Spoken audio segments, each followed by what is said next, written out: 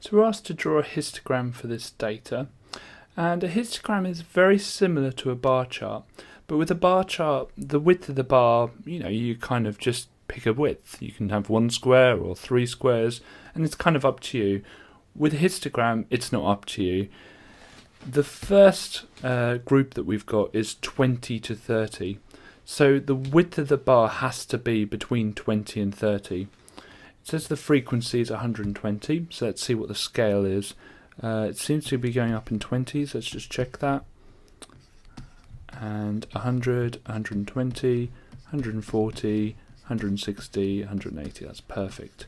So our bar has to be starting, and I'm going to do it in red just to show it up a little bit more, but in your exam, don't do it in red.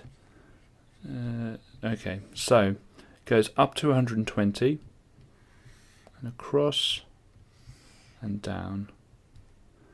The second bar says to 80, between 30 and 40, it goes up to 80. So the width has to be between 30 and 40. And the last one, between 40 and 50, is 60. So we're just going to show that. There's no need to shade these in or anything, leaving it like that. In your exam, the lines will be thinner. You'll be able to show it up a little bit more than I can on this.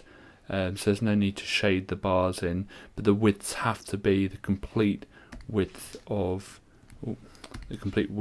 this and this, which mine is.